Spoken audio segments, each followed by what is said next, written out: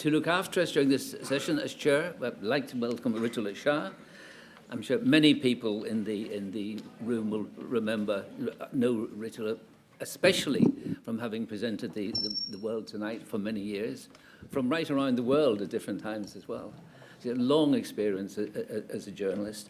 She's now presenting a wonderful, because I listen to it, kind of going to bed program on Classic FM. It's delightfully relaxing. It's a beautiful choice of music and a beautiful voice presenting it. So I will ask her to introduce the rest of the panel. Thank you. Hello. Thank you so much, Colin. It has to be said, after 30 years in the hurly-burly of BBC News and Current Affairs, what I do now is completely different. Couldn't be a bigger contrast, really. Calm classics. And just to really reiterate that I've gone over to the commercial world. Do tune in at 10 o'clock. But if you cut me in half, and I'm certainly not advocating that you should do that, I do think the sort of values that traditionally have permeated public sector broadcasting: integrity, impartiality, quality, doing things because they matter, those ideas would really be imprinted on me like words running through a stick of rock. But I can't help feeling that the sort of person that I am and the type of broadcasting I represent potentially is a bit of an endangered species, and I know it's something you all really care about. Implicit in the question that we're grappling with on this panel this afternoon is, what should the next government do to support public sector broadcasting? Implicit in that is the idea that these values are somehow at risk. In a multi-platform, multi-channel, fast-changing digital environment, can the old-school PSBs survive as we know them? And what can and should be done by the next government to ensure that they do survive? Right, well, let's meet the panel. They're all probably quite familiar to you, but they're going to tackle this thorny thicket on our behalf. Kevin Brennan is a Welsh Labour Party politician who's been the Member of Parliament for Cardiff West since 2001. He's currently the Shadow Minister for Victims and Sentencing and a member of the Culture, Media and Sport Committee. Lord Inglewood, on the end there, is a non-affiliated peer in the House of Lords and chair of the Cumbria Local Enterprise Partnership, having previously been a Conservative member of the House of Lords. He was chairman of the House of Lords Select Committee on Communications from 2011 to 2014. He was a minister in John Major's government, serving as Deputy Chief Whip in the House of Lords, and later at the Department of National Heritage, where he was responsible for broadcasting, and he's currently a trustee of Full Fact and the Voice of the Listener and Viewer. Lord McNally, Tom McNally, is a Liberal Democrat peer, and I don't think you'll mind being described as something of a political veteran. Crucially, for our purposes today, he worked closely with Jocelyn Hay, Lord Putnam and Baroness Howe on the 2003 Communications Act to ensure, among other things, that the duty towards citizens was included alongside consumers as a responsibility for Ofcom. So he's something of an expert in broadcasting legislation, and he speaks on broadcasting and other media matters as part of the Lib Dem team in the Lords. And Professor Catherine Johnson is from the School of Media and Communication at the University of Leeds, an expert in the screen media industries. Her research has informed industry and policy, including at the BBC, Channel 4, YouTube, Ofcom and the DCMS. She was a specialist advisor to the Culture, Media and Sport Committee for its recent pre-legislative inquiry into the draft media bill. Quite a lot there, but good to know that everybody has got this excellent background. Well, let's begin with that media bill. It's sort of going through the House of Commons. It's doing away with genres for areas like religion and science. Kevin Brennan, is it inevitable that there will now be, if there hasn't been already, a decline in this type of content? That was definitely of major concern to us on the Select Committee when we were examining the bill in draft, and we made it clear that in our view that genres should be retained because the prime example of it obviously being what happened to children's television after that was the explicit reference to that was taken out in a previous dispensation. So it's not inevitable, and the broadcasters tell us that it's not inevitable, and we discussed this last night in a meeting we had on the bill in the Houses of Parliament, and the public service broadcasters, generally support this taking away of the genres. But my own view is that once bitten, twice shy, and seeing what happened to children's television after it was taken out, I would prefer it to be put back in. Lord Inglewood, has it been a mistake then, perhaps, to remove the genre, and what do you think the motivation behind it is? I think it is, and I don't know, and I must preface everything I say. I've been out of touch with this world for quite a long time, so I don't really know the detail of the argument. Suffice it to say, I think that one of the phrases that you often hear the government use about a whole range of things is that people have got to be agile. I once heard of somebody from McLaren's Cars talking about their new agile car, which was a synonym for saying went 3 times the speed limit. But and I think there's an idea in government, which is not entirely derisory, that you've got to be able to respond quickly to circumstances as they change. And that's, I think, why it's there, because the broadcasters, it was argued, should be there to respond to what the public seeming to want. Having said that, I am not entirely convinced by the argument in the context of public service broadcasting, because part of the point of public service broadcasting is that minorities have a place in the overall structure, and the risk is that you drive the minorities right out. Catherine, why do you think the broadcasters then have appeared to back this really quite heavily? Well, I think we've got to remember this is primarily going to affect the commercial broadcasters, and I think if you're one of the commercial broadcasters and your public service requirements are being reduced, that's not going to necessarily be a bad thing. So I don't, it's not surprising that the commercial public service broadcasters are not fighting this, which is why it's really important to have organisations like the VLV to make a case for why there should be a wide range of genres mandated in legislation. And there has been some concession on it, as I understand it. In the revised version of the bill, it now says an appropriate range of genres. Personally, I don't think that goes far enough, because as we move into this more sort of competitive environment where the commercial public service broadcasters are competing with the likes of the SVODs, the SVODs only do a really narrow range of genres, which that's what we know. So what becomes appropriate in that context is appropriate just doing very similar to what the SVODs are doing, because that's the market environment that we're now in. So I would still, if you want to keep a simplified, more sort of agile a piece of legislation, you could go for full range of genres, right? The other issue here is that the legislation determines what Ofcom measures.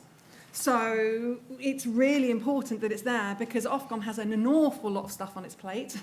So any reason for Ofcom to stop measuring, and it said it's not going to, but let's see 2 or 3 years down the line, I think the legislation needs to be there. Lord McNally, if there's broad agreement that perhaps genres were a good thing, the commercial broadcasters are delighted perhaps that they're not going to be held to such high standards, is that the part of the media bill that in the Lords and the Commons that could still be poked at, the role of Ofcom? Oh, absolutely. Most bills, the government has what's called a concession strategy built into it. And I'm absolutely certain on this issue of genre that the Lords will have some very strong opinions on it. Not least because, as Kevin mentioned, we have the example of children's television and the very nature of the commercial operation of public service broadcasting. They are bound to take the line of least resistance unless they are compelled to do otherwise. So, I think one of the big things that we're going to have to do is to make sure that Ofcom have both the mandate and the teeth to intervene to maintain the standards in public service broadcasting that Parliament wishes. Kevin Brennan, this government's favoured, I think it would be fair to say, light touch regulation. Is a Labour government likely to change that if there were to be one? Well, first of all, I should say apologies. I didn't say at the outset that I've only been allowed out for half an hour today, so I do have to leave it over to the panel. So apologies to everybody here for that. I think what's important, and I think what will be important for the next Labour government, is first of all, it will be a government. I'm saying will, but I'm hoping it will be a government that is genuinely committed to public service broadcasting, that genuinely believes in its importance. I joined the Select Committee at the start of this Parliament in 2019 and came off the front bench at that time. I'm going back on and therefore will be leaving the committee for one reason, really, and that was because I felt we had a government that had been elected who wanted in this Parliament to destroy the BBC, and that was actually on the agenda with the likes of Dominic Cummings and Boris Johnson in number 10 Downing Street. And when I joined the committee, I told the Conservative chair, if you're part of that strategy, you'll have to come through me, because, and he assured me that he wasn't, and indeed that was the case. And we've, I think, as a committee, managed to head off a lot of the horrors, and obviously a lot's changed. How many prime ministers later are we? I don't know. But anyway, a lot has changed in the meantime. And, we now got the media bill.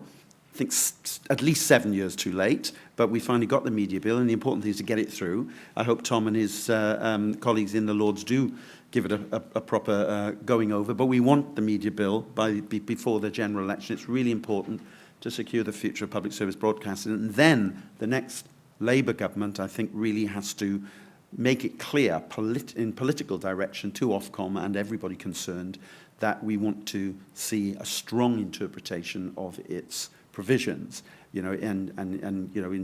particular, I'm thinking of things around prominence and so on. If we believe in public service broadcasting, there's no point in having it if you're going to lock it away in a dark cupboard where nobody can find it. Well, whilst I've got you here, I'm going to grill you a little bit Okay. and jump about, and I will come back to all of you on these issues, if I may. Is the danger of the situation, with just to go back to the genre for a moment, with the watering down of what's required of PSBs, is the danger that the BBC really becomes the only broadcaster that does high-fibre content? And you might talk about protecting the BBC, but if you end up with a channel, with an institution that is doing the stuff that isn't especially popular, actually you're killing it in a different way, aren't you? That's a danger, but then again, there are good examples of actually things moving in a different direction. If you look at something like Channel 5, and what's happened to Channel 5 in the last few years, I think it's become more of a public service broadcaster over the last few years. And the sort of content it's producing, often homegrown, not just repeats from America and so on, but homegrown content of interest to people perhaps who aren't always broadcast to, or whose interests aren't always catered to on the other public service broadcasters. And that's a commercial channel owned by Paramount, and yet they've managed to do it. I think it doesn't have to be a one-way street in the wrong direction, is what I'm saying, but it does require political leadership to make it clear that that's the direction public service broadcast should be taken. And the privilege of being a public service broadcaster, what comes with it, does require you to adhere to certain standards. One other huge question whilst you're here, and then I'll bring the others back in.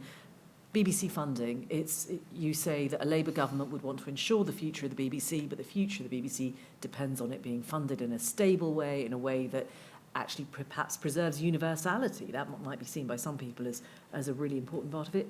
Is there a Labour plan, do you think? I think universality is absolutely vital, part of it.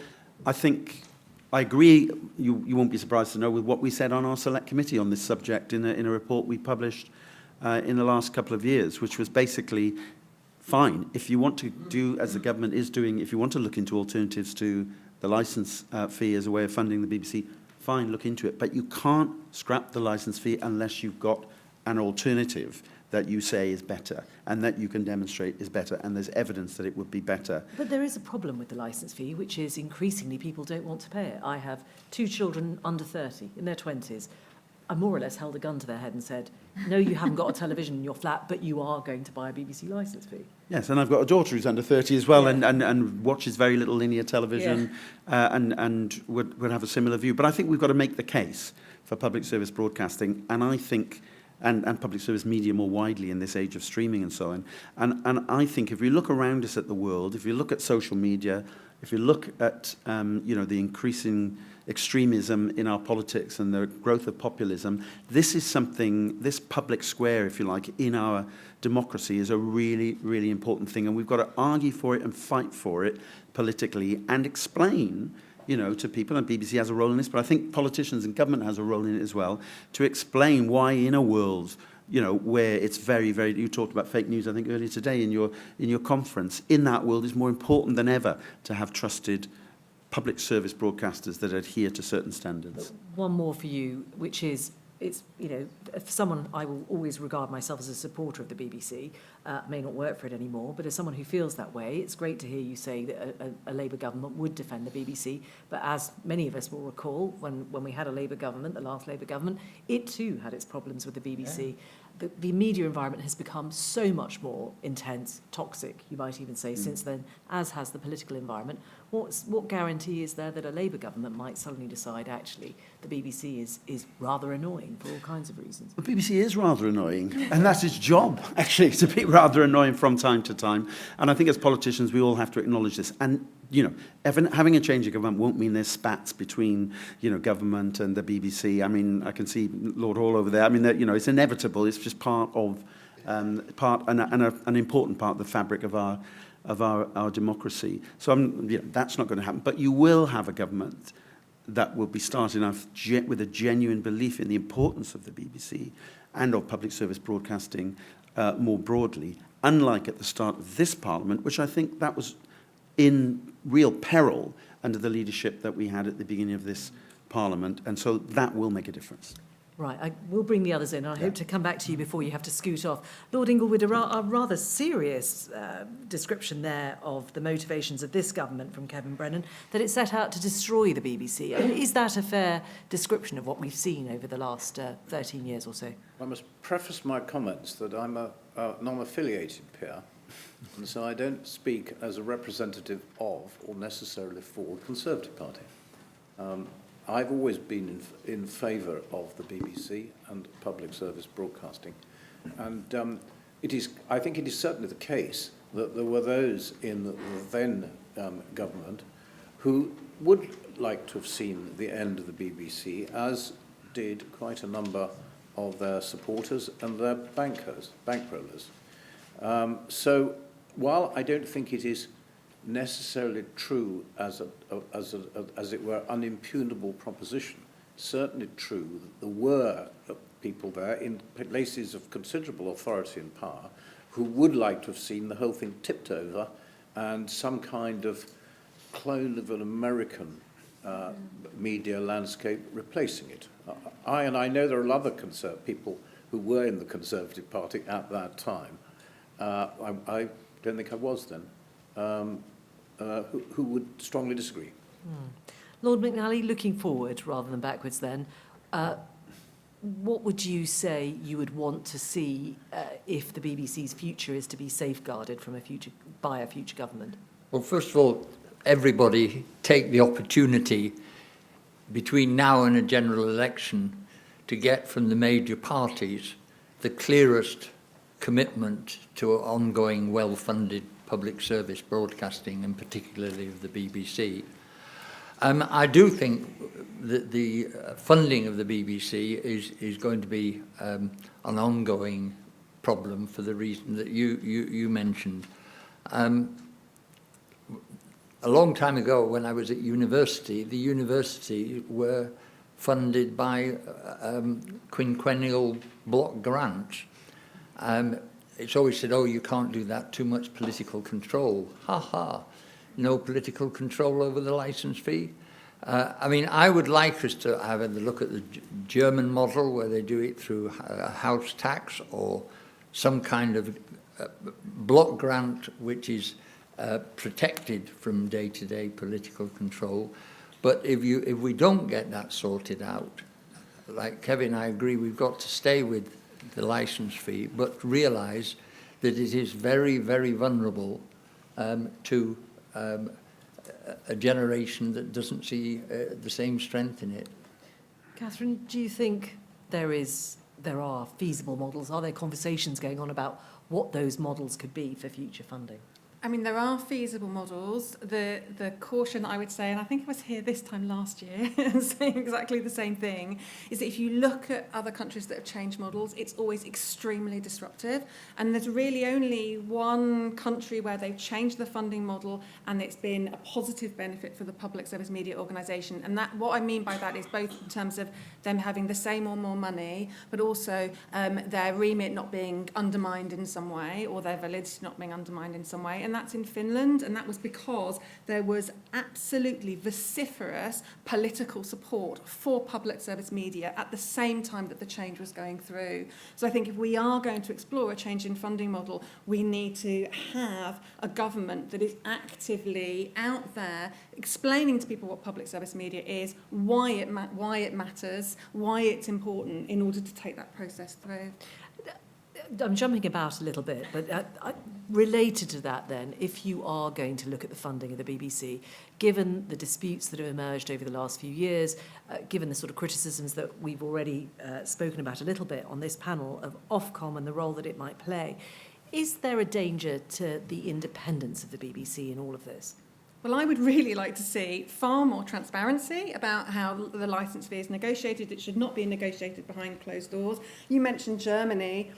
Germany has an independent body that decides the funding of its public service media. I think that's what we should have in the UK. I'd also love to have an independent body for appointing the chairs of the BBC and Ofcom. Just let them all do the same thing. Yeah. I think when all these processes are politicised, it undermines trust. And we've spent a lot of today talking about how important trust is now more than ever before. And actually, that trusted media is vital to the functioning of a democracy. So it should be something that every single politician wants to support, because democracy falls apart without it. So this is something we should absolutely have front and centre. Kevin Brennan? Well, as you know, our committee does a sort of a confirmation hearing, although we don't actually have the power to veto the appointment of the chair of the BBC. And the last time we did this, obviously it didn't end well when we had to recall the chairman of the BBC to explain why he hadn't told us in the first place that he'd been arranging or helping to arrange the finances of the Prime Minister at the point at which he was applying for a job that the Prime Minister was going to appoint him to. And so clearly that kind of political mess is completely unacceptable. I have to say, in the current process, we haven't read who it's going to be in the newspapers this time. We haven't had any of that kind of information coming through on the quiet to the committee. The current Secretary of State appears to be learning the lesson of what happened last time round. And we are expecting, in the not-too-distant future, to find out who the successful candidate is and for them to be appearing before the Select Committee possibly before Christmas. If it's after Christmas, I'll no longer be on the Select Committee because I have to leave because I've gone onto the front bench. So the process, I think, can work in an effective way, but it has to have good faith from the politicians who are responsible for and they don't choose the Director General, remember, they choose the Chairman of the BBC. And I think there is something to be said to make sure that the BBC is connected, to government, for its own welfare into the future. So I'm a bit of a sceptic as to whether a completely independent process to appoint the chair is the right way to go. Can I just ask, would you favour postponing the decision until after the next general election? Of who should be the chair of the BBC? I honestly haven't thought... The chair seems to be doing a perfectly good job. Well, I know Ellen Closs-Stevens very well because, of course, she's as a Daily Telegraph described her in a headline. Apparently, this is a remarkable fact. She's a Welsh-speaking, state-educated woman, as appointed as the chair of the BBC. Apparently, that's worthy of a headline in the Daily Telegraph. Certainly is in the Daily Telegraph. And so I'm a big fan of Ellen. That's the way I'll answer that question. Actually, I would like to talk about other things other than the BBC, but one more really important aspect that applies to the BBC but then moves into what is happening to public sector broadcasters more broadly. Catherine, there is a process of commercialisation that's going on within the BBC. More and more programmes, if you were to watch the BBC or BBC output elsewhere in the world, you would see adverts. And presumably, one can only assume that affects the commissioning because you're going to ensure that whatever you decide to make with the limited funds you've got actually attracts advertisers in Singapore or America or wherever it happens to be. Is that losing public service broadcasting in its purest sense by stealth?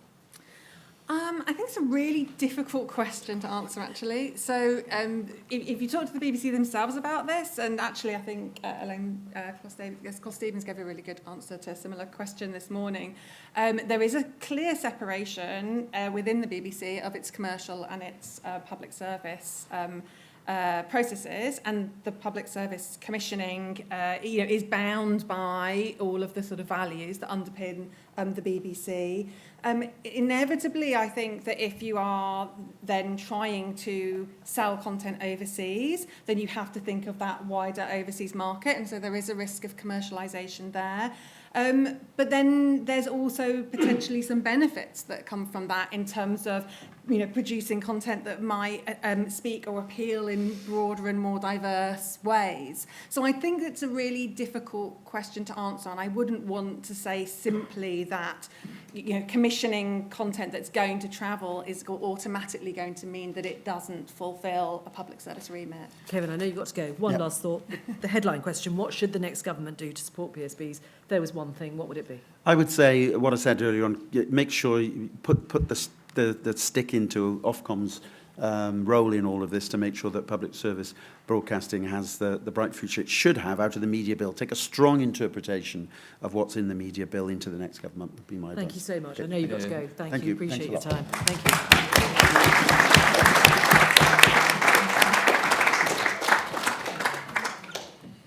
Tom McNally, to come back then to that question of commercialisation.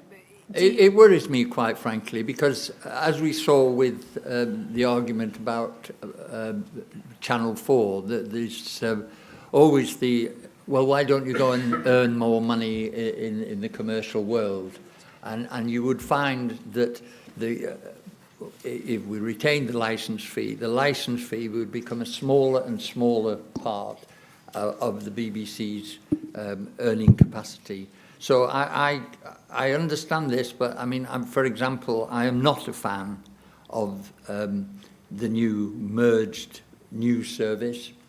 I think there are dangers there because you're producing news with a commercial background as well as the traditional commitment. So, yeah, by all means, let's see the BBC. I mean, I strongly approve of the input of Disney money into Doctor Who. Far clearly more bangs being paid for by Disney books. But in the central core, we have to be careful. I look forward to meeting a Dalek in Florida sometime soon. So another issue that's a really big one on it, I'm sorry we couldn't get it in before Kevin had to go, which is this question of impartiality. Tim Davie has clearly made a big thing of it at the BBC. But Lord Inglewood, when we think, I understand this morning actually, Lord Grade was saying that he felt that impartiality was quite clear. Lots of people might choose to disagree with that definition.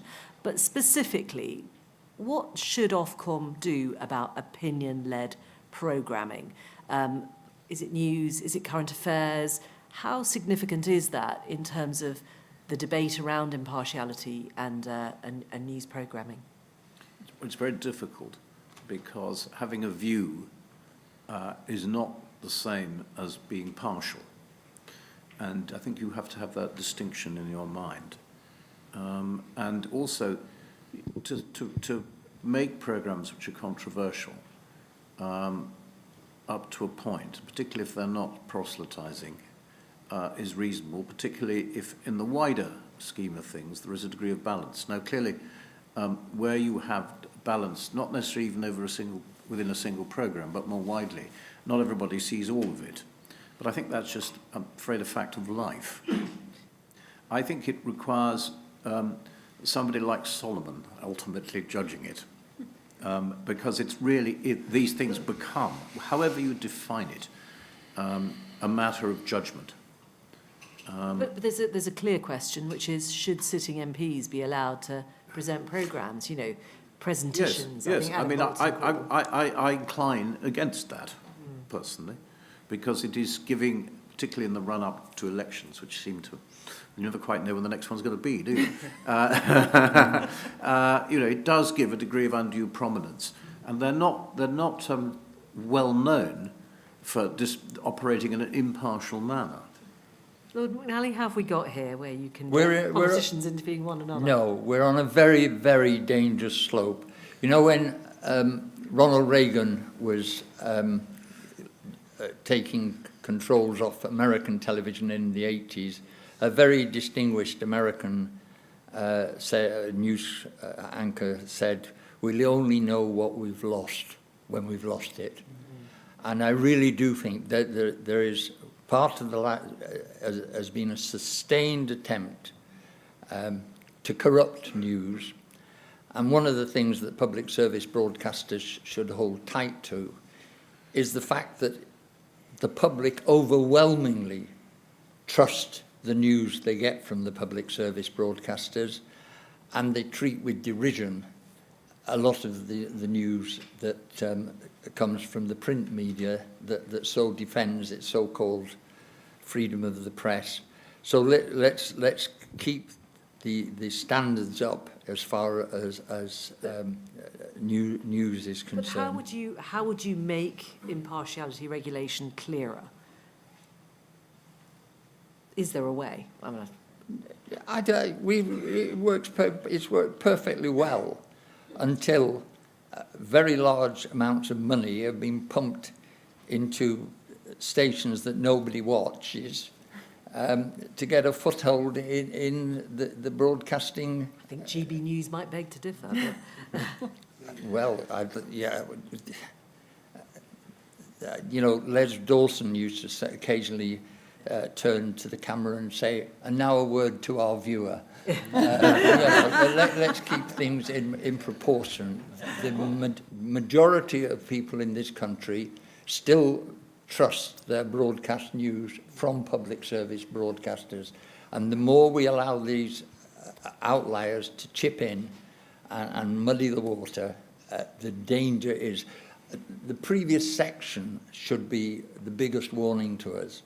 We are going into an era when fake news is going to corrupt our democracy, and we're going to need all the friends we need, friends of that democracy, to be on top of their game, and that includes the public service broadcasters.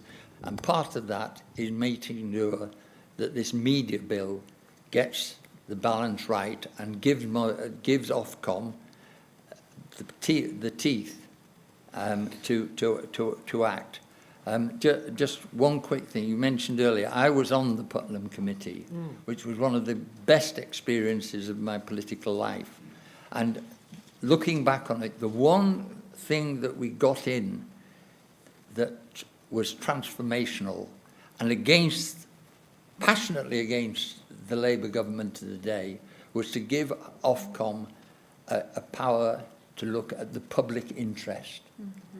And it was that public interest amendment that Ofcom has used since then to protect the balance of our media. But Can I come in here, please? Because and I would say this, wouldn't I, as a lawyer? If you look at the Supreme Court, they are wise, clever people, and there is a process by which they get there. And they, on occasions, have been pretty damning about the activities of administrations.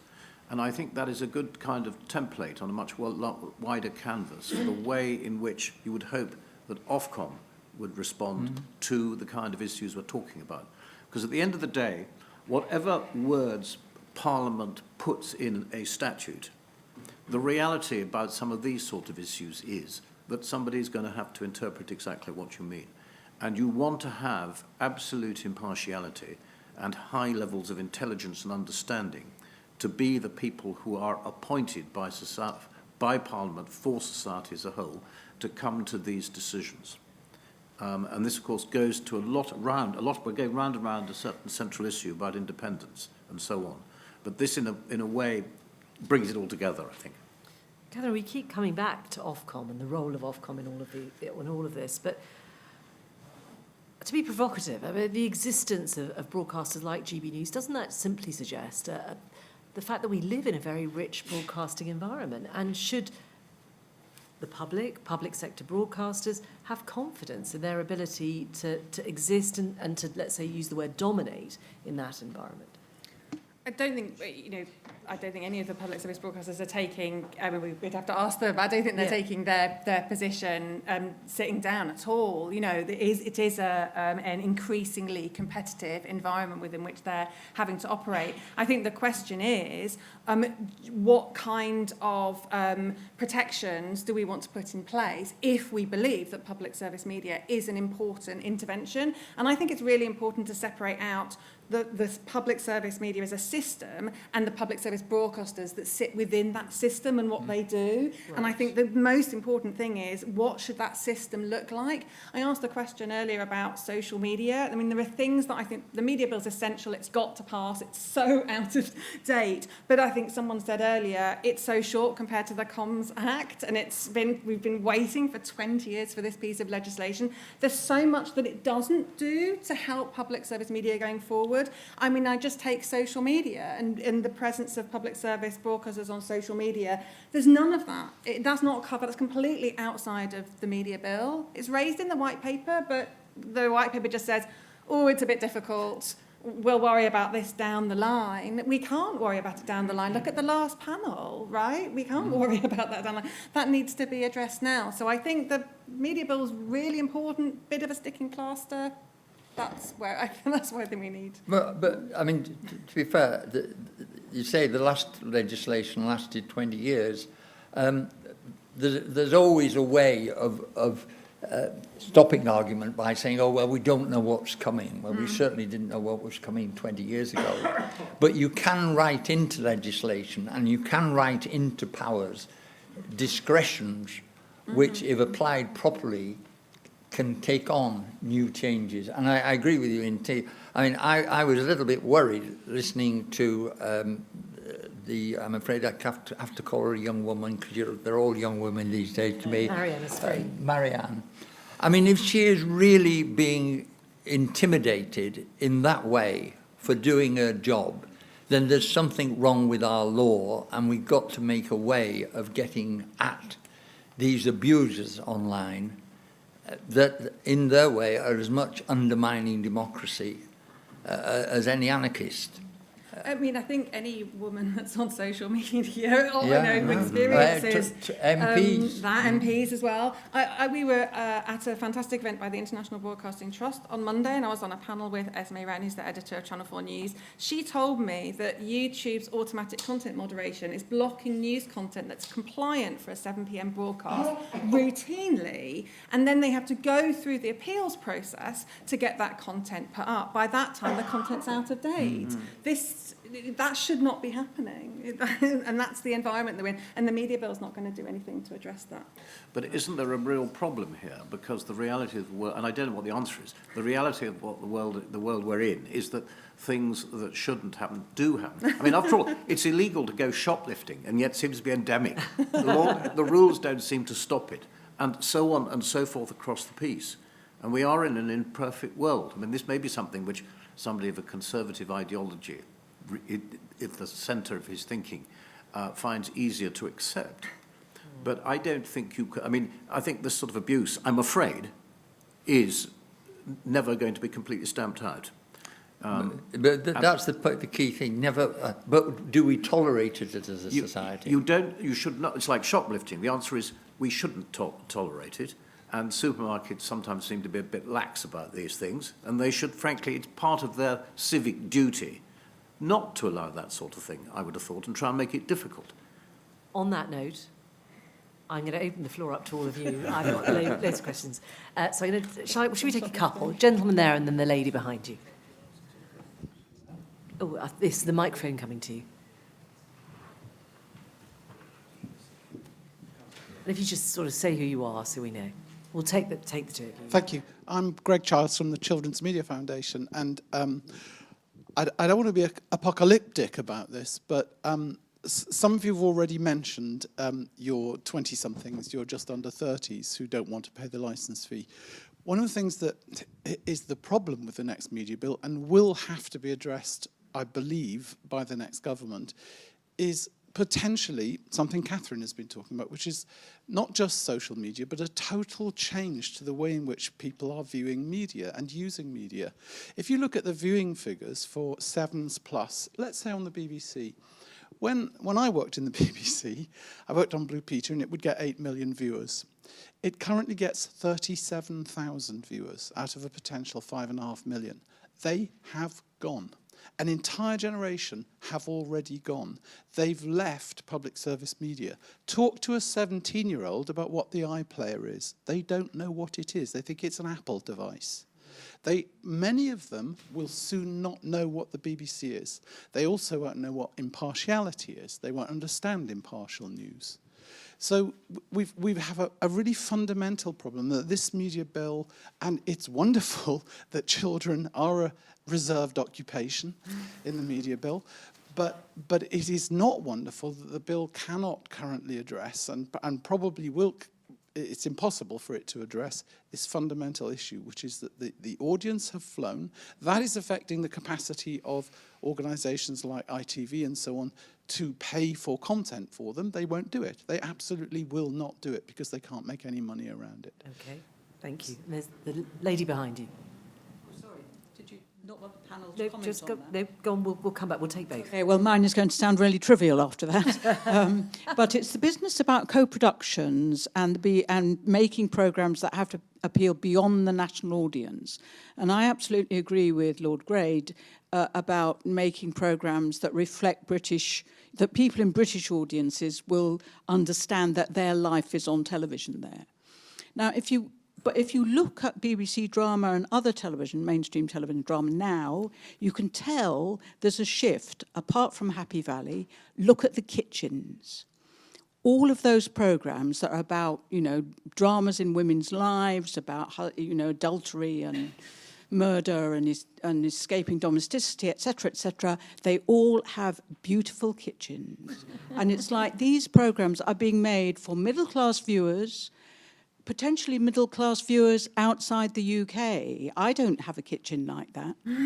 And I think that's, if we want to know what the effect of co-productions is, we have to look at the detail of those programmes. And obviously, that is a different process from the kind of policy work that you're talking about. But I do think actually looking in detail at what kind of programmes, what the programmes look like, who's in it, who's acting in it, what accents do they have, etc., would tell us something about the impact of co-productions. And personally, Paramount and Discovery and Disney producing, Sarah Lancashire and the next version of Happy Valley does not fill me with much enthusiasm. Right, lovely. Okay, so 2 big points there. There is a generational shift, essentially, to viewing habits, let's call them that.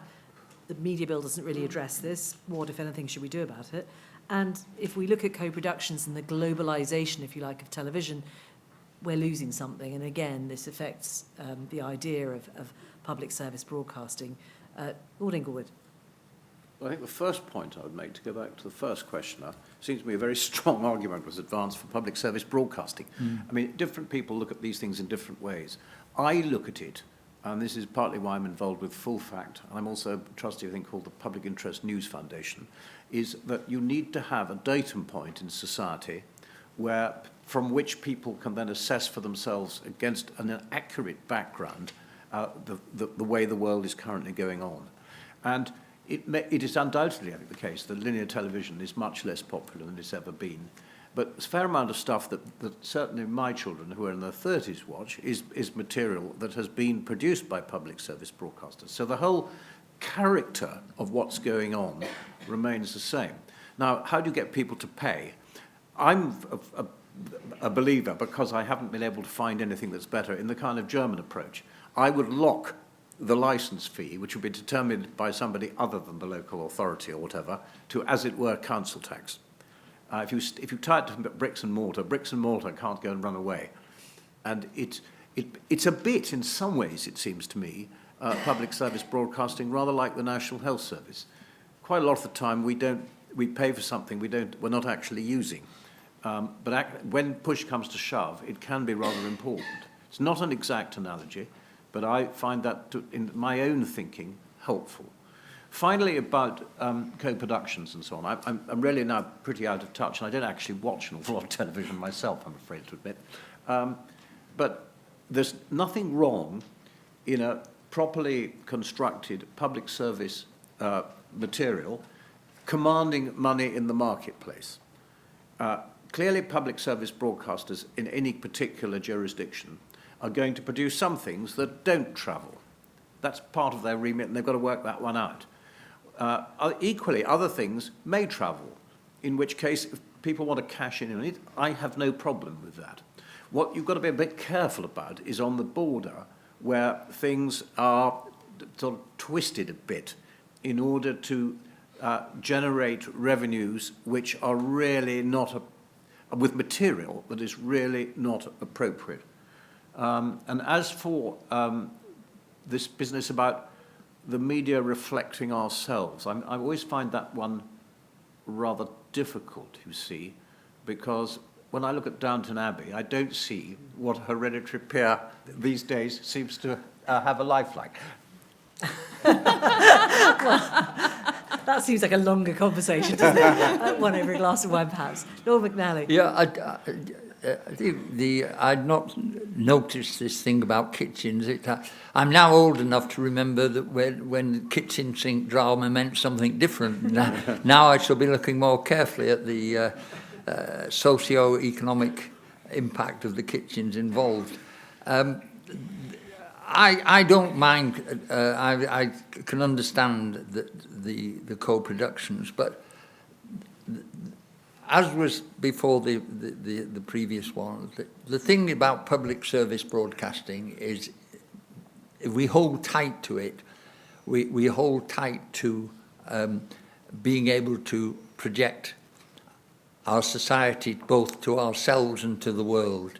And that really is in peril if it becomes that only three major producers are active in the scope.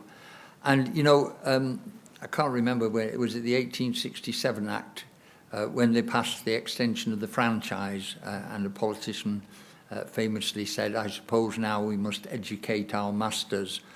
Well, I think, in a way, we know the dangers of the revolution about to engulf us, and we really must, it's already been raised, this educating people about it. I mean, I'm not impressed when people say, as a final argument, well, 17-year-olds now get more of their information from TikTok than the BBC. Poor them. Shouldn't we be doing something about that? The gentleman said, no, you don't. Society isn't just there to take whatever big bucks are behind its distortions. So what would public service be like in TikTok? What would a public service in Roblox be like? That's what this media bill is not addressing. I completely, I 100% agree with you. To where they are, Yeah. not expect them to come back. You cannot put the genie back in the bottle. 90% of them have gone. They will not pay the licence fee because they won't understand what it's for unless you get public service to them in the places they are doing So, things. What is a public service gain? Catherine, is there anybody addressing that? Well, no. I've been arguing this for so long. It's so nice to meet someone who's like, yes, completely agree with you. The thing is, we need to do things to make it appropriate and viable for the public service broadcasters to go into those spaces. So we need to have new terms of trade, which enable them to get decent access to advertising income, because the advertising share that you get if you're Channel 4 is exactly the same as the advertising share if you get if you're me. That's not right. It doesn't cover the cost of production. They need to have full access to the user data, which you don't get when you're going on the social media things. And the viewing needs to count in evaluations of reach. So when we go, how many audiences did the BBC reach, we count everything that it's doing on social media in those evaluations of reach. Three really simple things that could be done that I would like to have seen in the media bill. And also trying to regulate YouTube. Well, yes. Oh, yes, sorry, that's my other one. Yeah, I had it written down and didn't say it. Yes, and it should be included in prominence. Okay, I'm gonna take one from this side, gentleman in the second row, and I'll take two from this side. We'll try and rattle through them, and I'll try and come to you as well. These two people here. Thanks. Hello, Clive Lever from National Federation of the Blind again. This does relate a little bit towards the question that I'd put to Ms. Kloss-Stevens in the morning, and that is, but this time it is, what do you think that governments can do to maintain and improve inclusivity in the public service in the public service broadcasting arena. For example, things like whether or not we could have more and more carefully produced audio description, subtitles and that sort of thing. Another thing that sometimes happened is that when you listen to, because you can't see the pictures, panorama and documentaries like that, foreign language content is just 5 minutes worth of foreign language with captions you don't see, and then you're pitched out of the programme. Brilliant. What can we do to make sure that we don't leave people behind as we modernise, which is more like a paraphrase of this morning's question. Brilliant. Thank you. Kevin. It's just the Gavin there. Just, yeah. Good afternoon. It's Gareth Burness from the International Broadcasting Trust. I totally accept what you're saying about children not knowing what the iPlayer is. But I wonder, and perhaps it's a question to Professor Johnson, whether or not we know, will young people come back? I don't expect that young people will be thinking too much about public service media at that age. But I'm hoping as they come into maturity, into adulthood, that they don't just want to watch TikTok, that they don't just want to watch Roblox, that they grow out of it and they grow into a more mature broadcasting environment. So hopefully we are far enough along in this process of having young people going through a digital world to actually start to see, do they come back? Is there any coming back to public service broadcasting? And following on from that, what is really missing from the media bill is any genuine regulation of the online platforms that we are building to deliver public service broadcasting. And Mariana Spring is wonderful, but what she was saying about we don't know about the algorithms that YouTube and these other platforms use. We don't know anything about the BBC's algorithm. We don't know anything about the ITVX algorithm. We don't understand how these platforms have been built, and therefore we don't know how they'll be able to deliver public service broadcasting to all of us going forward. Very briefly, Catherine, if you want to go first. I think on diversity and accessibility, absolutely essential. And I think that needs to be, we're talking about extending across, it's not just the public service broadcasters, but actually across the full range of different providers. And I think those things should be embedded in. I'd also like to sort of expand the answer a little bit as well, because I think that it's also crucial in terms of not just accessibility of services, but also who gets to make programmes and who gets represented on programmes. And so we've seen in terms of Ofcom's collection on data around ethnicity, gender and disability, that there's just a flatlining, and that's been the case for a long time. So there needs to be a much more robust holding to account of the sector in that area. And I would like to pick up Michael Grade in terms of class, because there's a real issue there. He talked about the BBC and Ridley Scott, but actually the Ofcom's most recent data on class shows that public service broadcasters are employing twice as many as the national average in terms of people who've been to public school, and twice as high as the national average in terms of people whose parents are in professions. So we absolutely need to have some intervention there as well. Do you want what I've now forgotten your question, Karen? Oh, yes. I think that while the audience research that we've done, which is with 18 plus, shows that 53% watch everything. They watch all different kinds of television right the way across the board, and 17% just watch SVODs. And the average age of those two different groups is exactly the same. So I think that some will, but not all. That would be my short answer.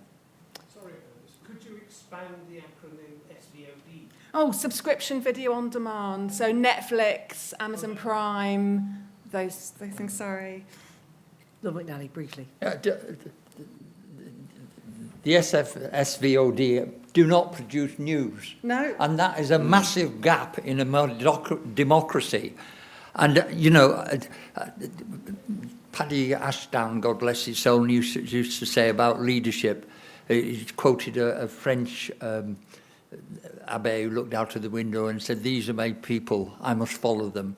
It's not our job to follow the prejudices and ignorances of 17-year-olds, and perhaps they're the group that weren't given the education in how to use the new technologies, which was originally in the 2003 Act, and which Ofcom never picked up, or rather belatedly picked up. So if we pick up now to try and educate the generations that are going to have to master these new technologies, not for just some superficial thing, but because that's how a liberal democracy works, by an informed and educated, in the best sense of the word, electorate. And I'm damned if I'm going to give up trying to provide that, or the circumstances in that can take place. I'm a professor of media studies, but I feel like we're making a case for compulsory media studies. Sorry.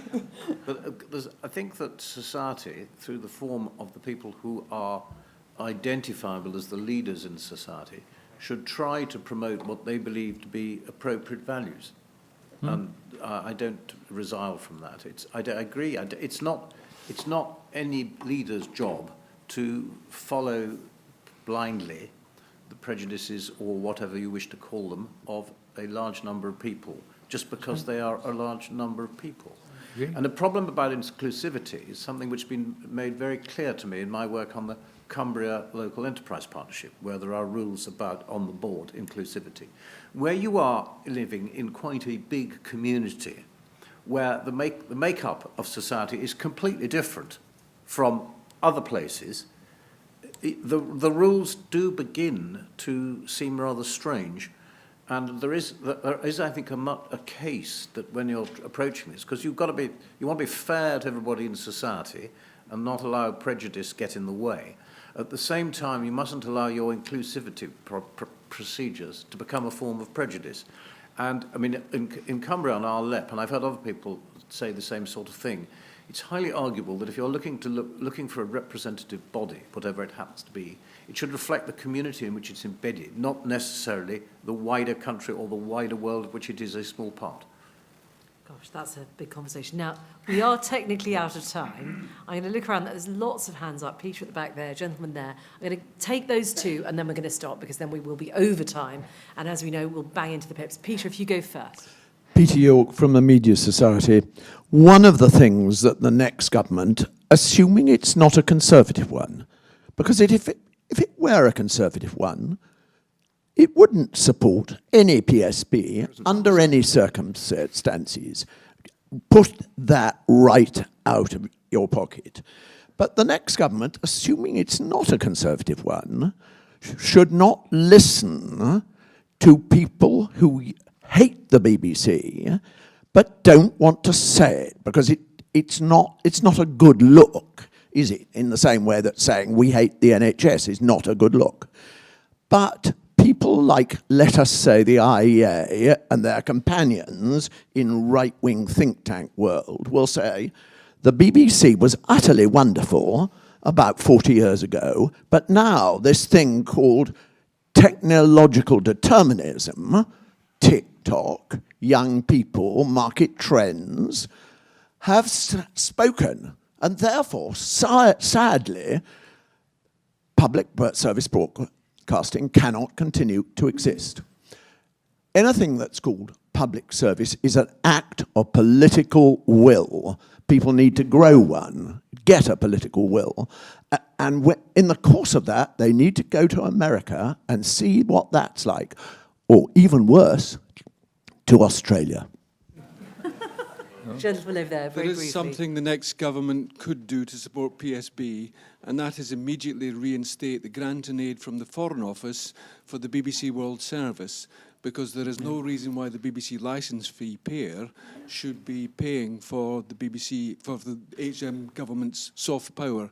Does this command support on the panel? Yeah. I agree with that. Thank you. I agree with that entirely. And what should also be ended, and I think Tony Hall's around there somewhere, but allowing politicians to treat the BBC funding as a kind of political brand tub that they can give free licenses to over 80s and subsidise local journalism, all worthy things, but not what the licence fee is. So a licence fee for the BBC to deliver its services, and I certainly agree a funding of the World Service for what it does, a broader role it plays in our soft diplomacy. There's a lot of nodding going on Yes, the panel. I entirely agree with Tom about the Foreign Office grant and aid. That was monstrous. But it's symptomatic of a fundamental problem which underlies quite a lot of this, which is the poor old country is running out of money. And one of the political chicanes through which all this has to go through is the fact that wherever the government can find a way to privatise something it previously did, it will do it. And that often means we pay for stuff that previously, out of our own pockets, which previously was paid for out of the public purse. And I think that's something one has to bear in mind in thinking about the tactics of how you approach these kind of things. Right. To go back to the earlier question, I've got two comments. The first one is public service broadcasting, because of the very nature of what it all entails, is bound to change. What you want to make quite sure is that the core values are retained, and what I might, as I said earlier, I described as the datum point of information in society remains completely with integrity. And just as an aside, I was wondering, and it was inherent in the questioner's proposition, that this is a Conservative government. Well, on that note, I've crashed the pips. We are well into the book at bedtime. Thank you very much to Lord Inglewood.